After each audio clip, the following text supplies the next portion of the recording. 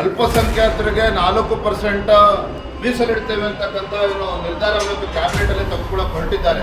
ಅಲ್ಪಸಂಖ್ಯಾತರು ಅಂತ ಹೇಳಿದ್ರೆ ಮುಸ್ಲಿಮರು ಮಾತ್ರ, ನಾನಂದ್ರೆ ಬೇರೆ ಯಾರು ಅಲ್ಪಸಂಖ್ಯಾತರು ಅಂತ ಹೇಳಿದ್ರೆ ಈ ಕಾಂಗ್ರೆಸ್ ಸರ್ಕಾರದ ಅಲ್ಪಸಂಖ್ಯಾತ ತುಷ್ಟೀಕರಣದ ನೀತಿಗಳು ಮತ್ತು ರಾಜ್ಯದಲ್ಲಿ ಒಂದು ಡಿಕ್ಕೆ ಅಂತಕ್ಕಂಥ ಕೆಲಸ ಮಾಡೋದಕ್ಕೆ ಹೊರಟಿದ್ದಾರೆ.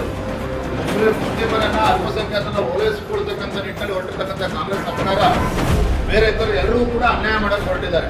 ನಾನು ರಾಜ್ಯದ ಮುಖ್ಯಮಂತ್ರಿಗಳಿಗೆ ಆಗ್ರಹನ ಮಾಡ್ತಾರೆ, ತಾವು ನಿಜವಾಗ್ಲೂ ಕೂಡ ಅಹಿಂದ ನಾಯಕರೇ ಆಗಿದ್ರೆ ಈಗಾಗಲೇ ಅನೇಕ ಹಿಂದುಳಿದ ಸಮಾಜಗಳೇನಿದ್ದಾವೆ ಆ ಸಮುದಾಯಗಳಿಗೆ ಇವತ್ತು ಆರ್ಥಿಕ ಶಕ್ತಿಯನ್ನು ನೀಡಿ ಗುಡಿ ಕೈಗಾರಿಕೆಗಳನ್ನ ಪ್ರೋತ್ಸಾಹ ಕೊಡ್ತಕ್ಕಂಥ ನಿಟ್ಟಿನಲ್ಲಿ ಕೈ ಜೋಡಿಸಬೇಕಾಗಿತ್ತು.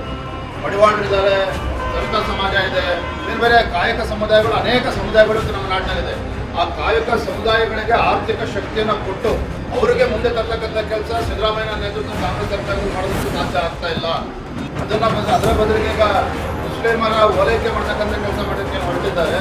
ಜನನೇ ಅವರಿಗೆ ತಕ್ಕ ಪಾಠನ ಕಲಿಸಬೇಕಾಗ್ತದೆ. ಯಾಕಂದ್ರೆ ಮಂಡ್ರಿದ್ದಾರೆ, ಹಾಗಾಗಿ ಅಧಿವೇಶನ ಸಂದರ್ಭದಲ್ಲಿ ಈ ರೀತಿ ಒಂದು ನಿರ್ಧಾರವನ್ನು ತಗೊಳ್ಳೋದಕ್ಕೆ ಕೈ ಹಾಕ್ತಾ ಇದ್ದಾರೆ. ಸದನದಲ್ಲಿ ಪ್ರಶ್ನೆ ಮಾಡ್ತೇವೆ.